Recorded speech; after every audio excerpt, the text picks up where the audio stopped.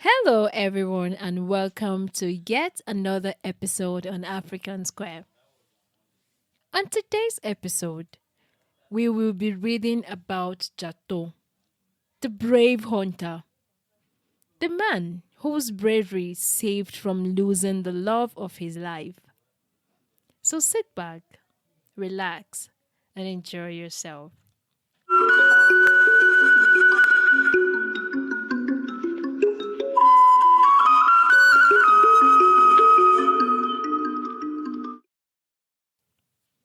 Some time ago, as the legends told, there lived Jato, a chubby hunter who was in love with the most beautiful girl in Kananga village. One day, as he would usually do after every successful hunt, he went ahead of sunset to wait on his beloved along the path leading to the village stream. It was a beautiful path carved between lush green vegetations. Jato waited, leaning under the shades of the tall dogoyaro tree with a giant grass cutter dangling from his grasp. His eyes lit when he saw Kuma and her friend striding graciously towards him. They talked and laughed, occasionally wiping their faces from the drops of water trickling out from their clay. Kuma's friend stopped talking on seeing Jato. She didn't like him. She expected something better for Kuma, the most admired girl in the village, and not a common hunter.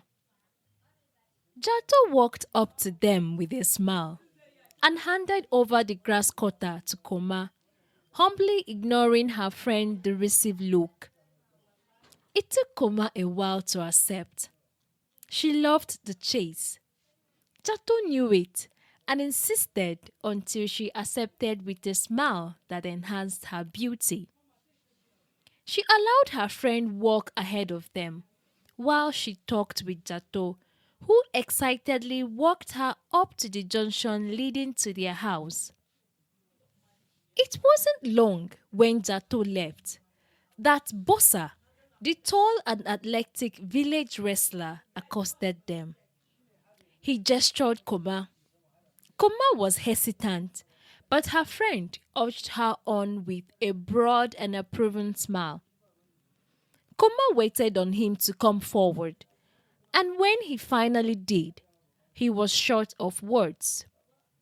Koma struggled to stand under the weight of the clay water pot till Bossa finally began to speak, catching his breath after every word. Koma was not impressed. She raised the grass cutter, allowing it to dangle intimidatingly before Bossa. Bossa understood and realized he had never presented anything to Koma beside his good looks and doting abs. He stepped away and allowed Koma to leave with a feeble wave. Koma did not wait for dusk to set in.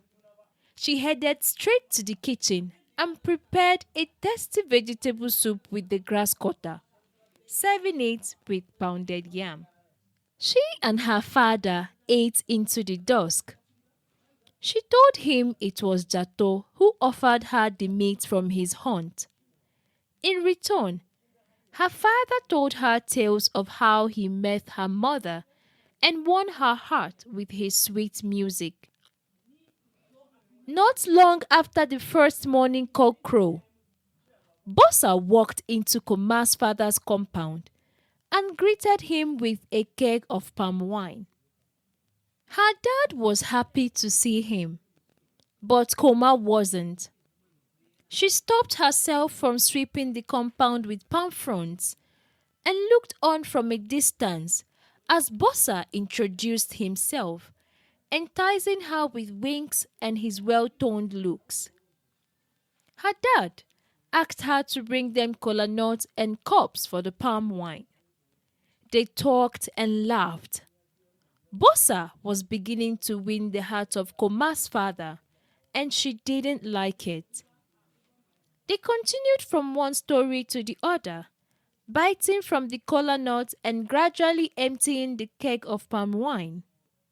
Soon, Bossa began his signature warrior dance to impress Koma and her dad. She was obviously bored by the spectacle, purposely waiting on Jato's whistle, while Bossa continued in his foolery, entertaining only her dad, who was already engrossed with the prospect of a warrior son-in-law. Koma's ears thickened as she finally heard Jato's whistling. She began to retreat and soon disappeared to join Jato, who waited in the corner of their house, shaded by a large baobab tree with roasted yam and palm oil sauce. She quickly tells Jato of Bossa's tricks before they sit to enjoy the roast with much relish. Once they were done feeding themselves and cavorting under the baobab shades, Jato brought out his wooden flute and blew into it with tenderness. An obviously thrilled Koma begins to dance till her legs couldn't carry her. Jato looked on, love-struck, watching Koma dance to the rhythm of his tune. He wondered how such a woman as beautiful as Koma would fall in love with him, a common village hunter. He stood up, stretched out his hands and grabbed Koma by the waist from her back, bringing her closer to him. Then he leaned forward and whispered something into the side of her ear.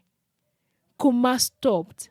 Her eyes shone as she nodded uncontrollably. While Koma was busy cavorting with Jato, Bossa was ready to go, and they couldn't find Koma. Koma! Her father called. His voice traveled through the winds and reached Koma's ears. She quickly and gently unwraps herself from Jato's hug and excused herself. Reappearing in front of her father's compound, she reluctantly joined her father to bid Bossa farewell. While her dad escorted him further to the intersection leading away from their house, Koma walked back into the house, noticing Bossa lustfully admiring her rear from the side of her eyes. Later in the day, Bossa arrived with his relatives. He had come to ask for Koma's hand in marriage. They came with kegs of palm wine, dried stockfish, and bundles of wrapper. Koma's father was happy, smiling from one side of his mouth to the other. He welcomed them into his home and accepted the gifts.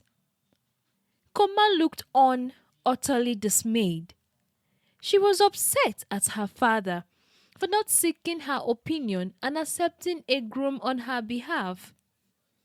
Koma knew it was customary in Kananga village for a bride to be given up in marriage to every first intending groom who the bride's father accepts, even if it is against her will. When the time came for her to be called upon to welcome the guests, and to ascertain if she was the bride Bossa came for, she was nowhere to be found.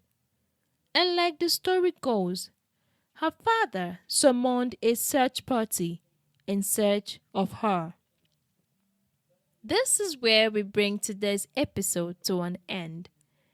Don't forget to subscribe to our channel so you can be notified when the continuation of the story is available. Thank you for joining us and catch you soon.